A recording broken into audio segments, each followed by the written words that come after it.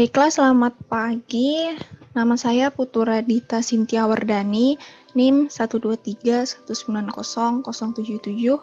bersama dengan teman saya Bayu Tri Nugroho, NIM 123190015. Di sini kami sebagai kelompok 4 akan mempresentasikan proyek akhir praktikum struktur data kami dengan judul Antrian di Dokter Praktik. Jadi saya akan langsung saja mendemonstrasikan programnya. Dan berikut ini tampilan awal untuk programnya.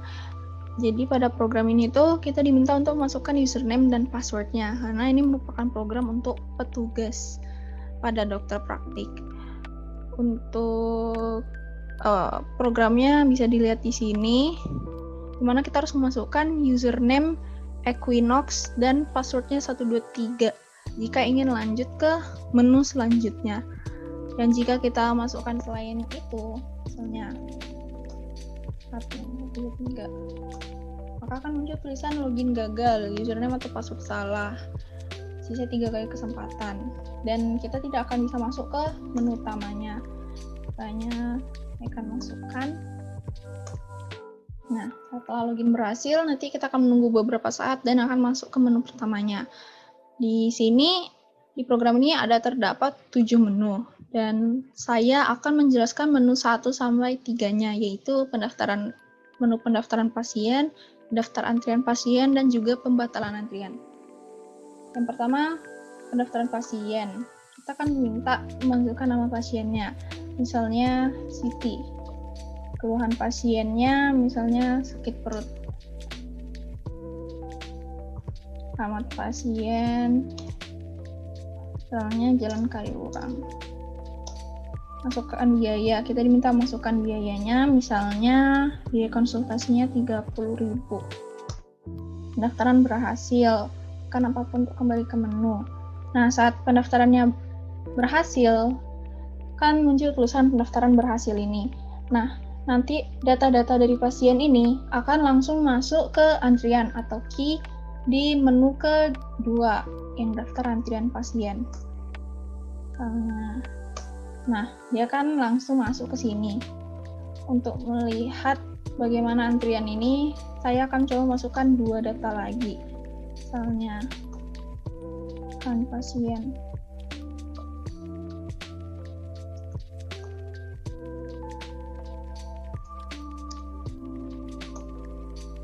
Misalnya biayanya 25.000. Saya akan masukkan lagi, satu lagi, pasien.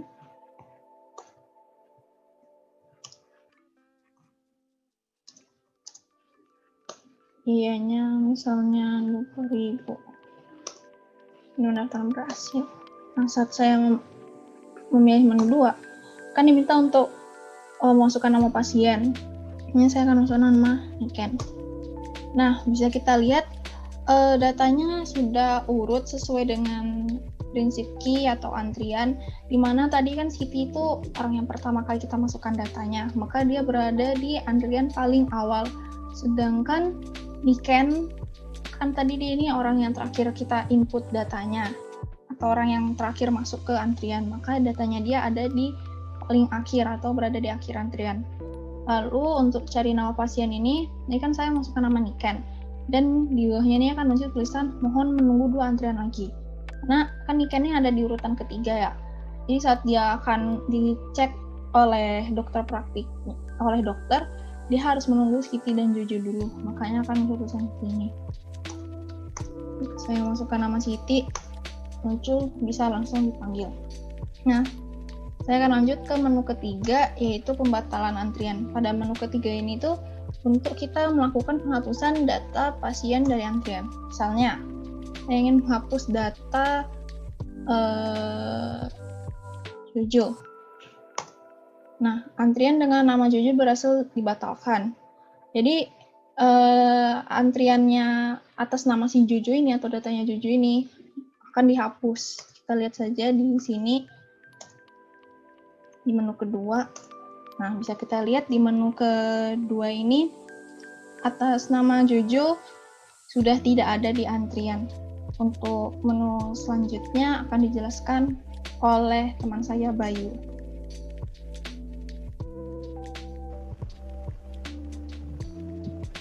Oke, nama saya Bayu Trinugroho. Saya akan melanjutkan penjelasan dari teman saya yang telah menjelaskan dari menu 1 sampai ke menu 3. Di sini saya akan melanjutkan dari menu 4 ke menu 6. Dimulai dari menu 4 dulu, yaitu menu panggilan.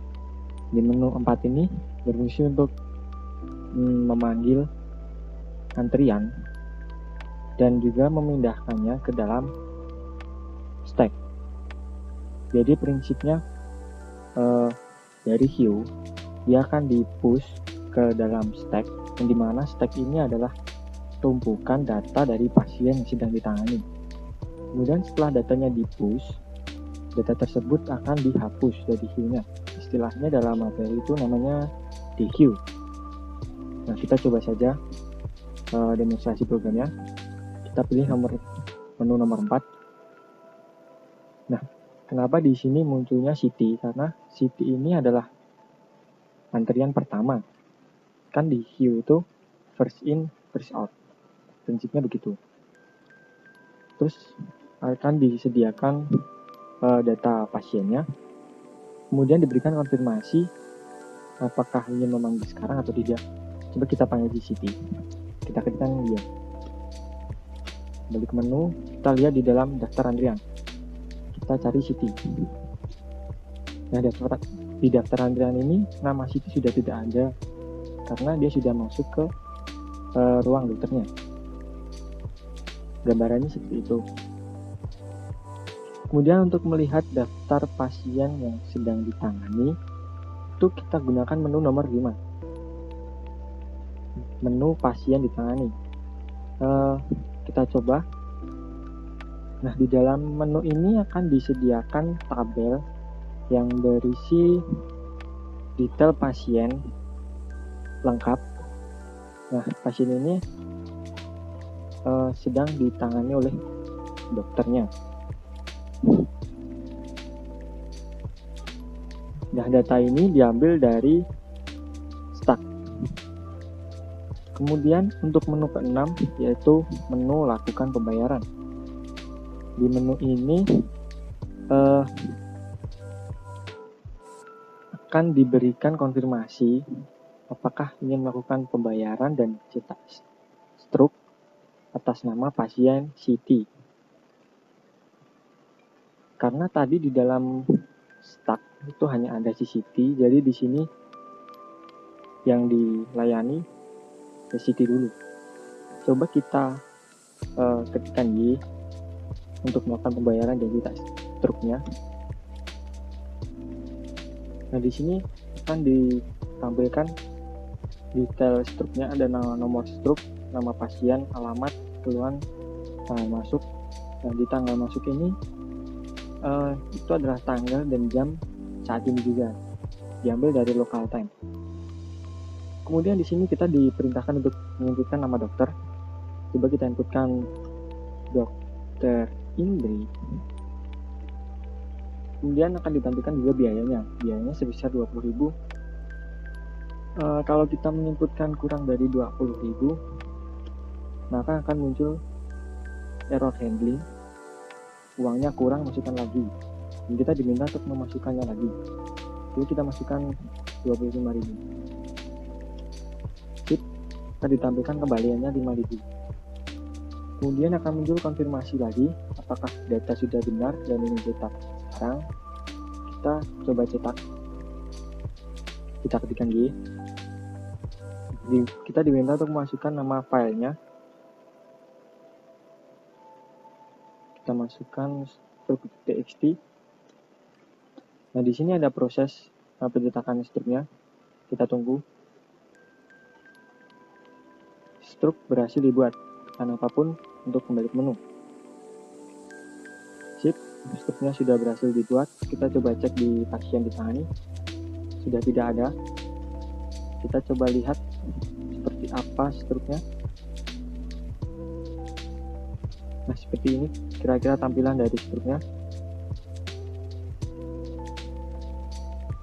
Ya, mungkin sekian saja penjelasan dari saya. Kurang lebihnya mohon maaf. Wabillahi taufiq wal hidayah. Wassalamualaikum warahmatullahi wabarakatuh.